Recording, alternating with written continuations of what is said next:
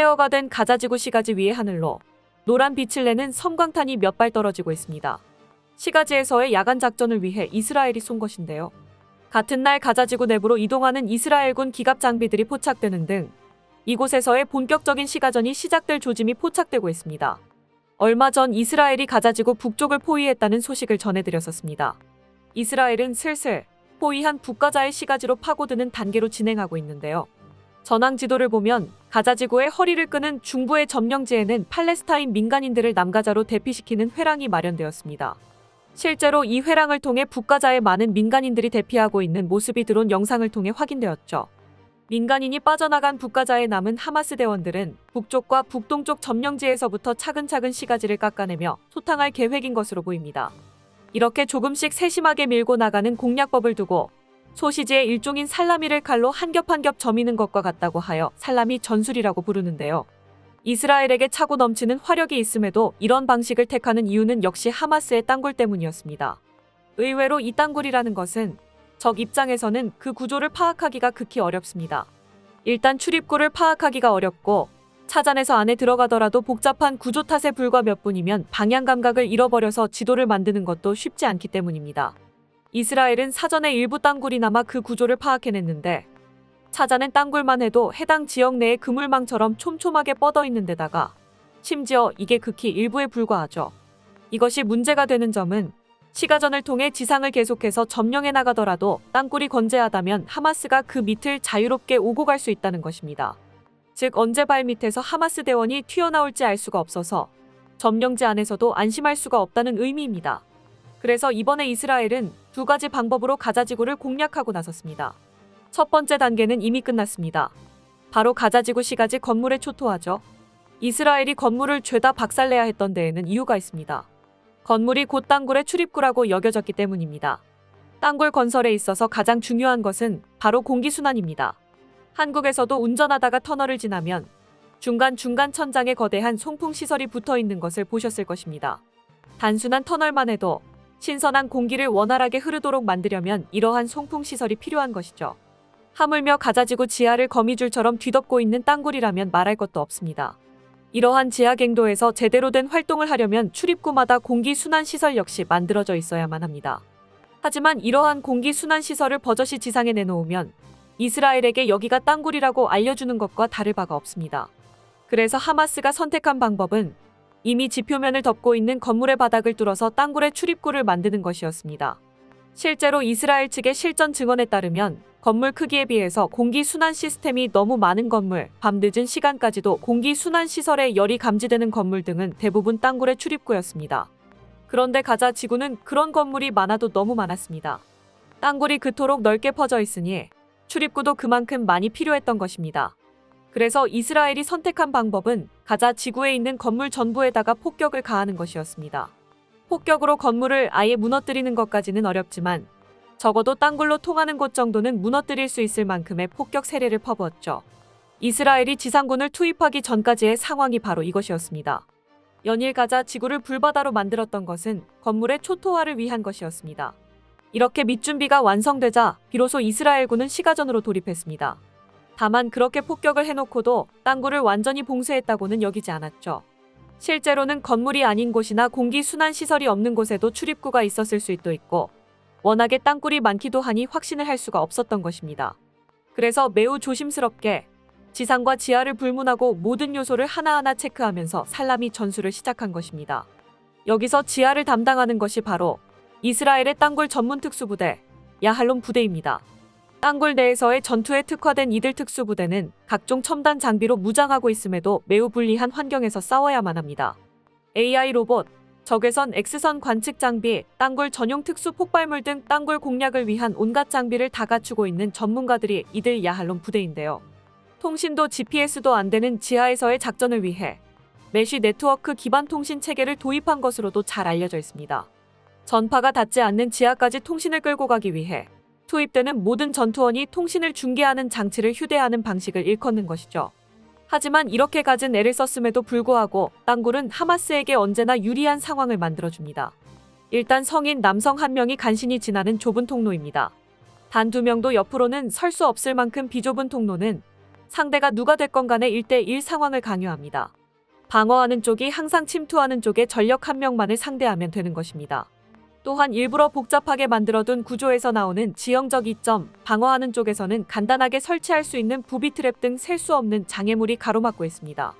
그래서 실제로 야할롬 부대의 실적 역시 상당 부분은 지상에서의 땅굴 파괴 작전에서 나오고 그 밑으로 침투하는 것은 희생을 각오하지 않으면 이들에게조차 쉽지 않은 일입니다.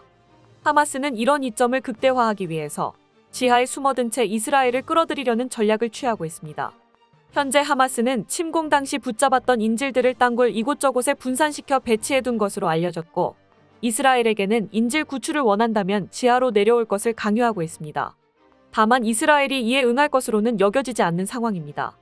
앞서 언급한 바와 같이 땅굴 내에서의 싸움은 이스라엘에게 극도로 불리하고 따라서 이들의 요구에 응해 지하로 내려가더라도 교전에서 승리하고 인질을 구출할 수 있을 것으로는 여겨지지 않기 때문입니다. 그렇다고 내려가지 않는다면 인질을 구할 수 없는 상황. 이스라엘은 진퇴양난의 딜레마에 빠져 있습니다. 이스라엘이 일단 선택한 방법은 땅굴을 봉쇄해 하마스를 고사시키는 것입니다. 전 이스라엘군 부참모 총장 야이르 골란은 이스라엘군은 어떤 상황에서도 하마스의 땅굴로 들어가지 않을 것이라고 말했습니다.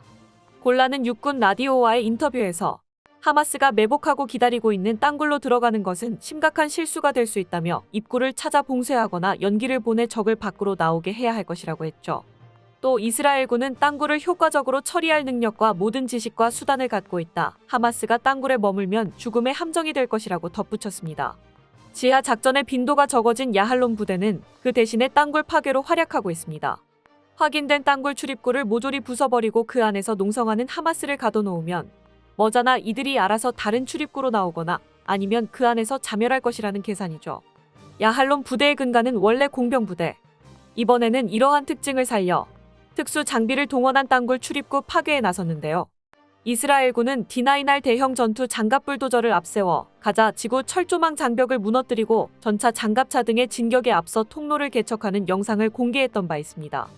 이 대형 불도저는 미국 캐터필러사의 제품으로 실전에 투입하기 위해 방탄 유리와 대전차 로켓 등을 막을 수 있는 펜스 장갑을 두르고 기관총 등 화기를 설치해 승무원의 생존율을 크게 높인 게 특징입니다. 3세대 전차까지도 밀어낼 수 있는 강력한 힘을 갖고 있고 웬만한 구조물도 손쉽게 부술 수 있습니다. 가자 지구 및 레바논 전투에서 메르카바 전차만큼 공포의 존재가 됐지만 이스라엘군에선 테디베어라는 귀여운 별명으로 불리고 있습니다. 길이 8.1m, 높이 4m로 무게는 48.9톤에 달합니다. 이스라엘은 이를 땅굴 해체 작전에도 동원하고 있는데요.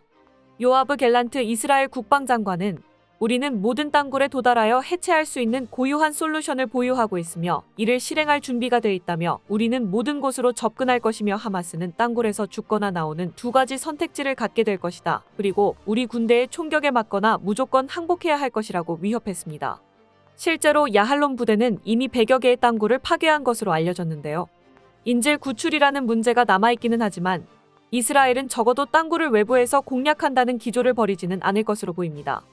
이스라엘의 이러한 대땅굴 공략법은 많게든 적게든 한국으로부터 영향을 받은 것으로 보입니다.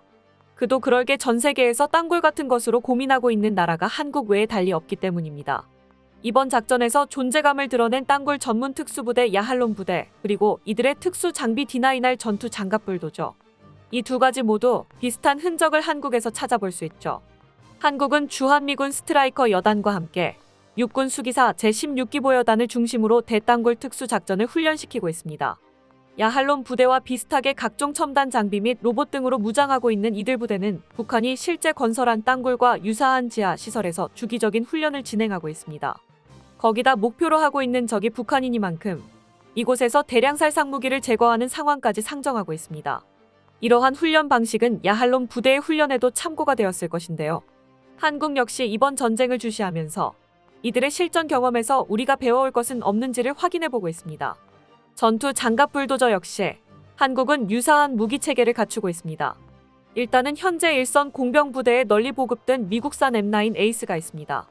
그야말로 국방색을 칠한 불도저로 보이는 M9 에이스는 사실은 장갑 등의 무게를 견디느라 평범한 산업용 불도저보다 성능이 떨어집니다. 한국군은 주로 지뢰 개척용으로 사용하지만 일정 화력 이상의 지뢰에는 오히려 견디지 못한다는 데이터가 있을 정도죠.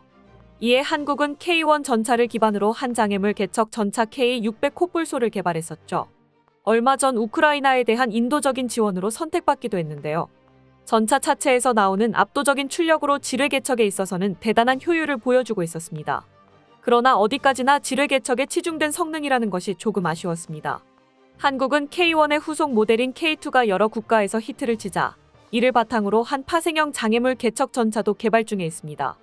올해 방산 전시회 등을 통해 막 공개된 것으로 더욱 강력한 차체를 바탕으로 K600에 비해서도 밀리지 않는 지뢰 제거 능력에 더해서 땅굴 등을 대상으로 한 구조물 철거 능력이나 진로 개척 능력 등을 개선한 새로운 모델입니다.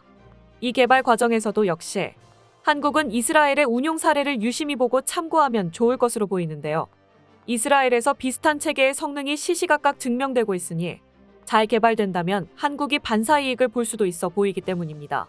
부디 이번 전쟁이 최소한의 희생으로 마무리되길 바라며 한국은 그 안에서 가급적 많은 이득을 얻어갈 수 있으면 좋겠습니다. 끝까지 시청해주셔서 감사합니다. 도움이 되셨다면 좋아요를, 다른 이야기도 궁금하시면 구독을 눌러주세요.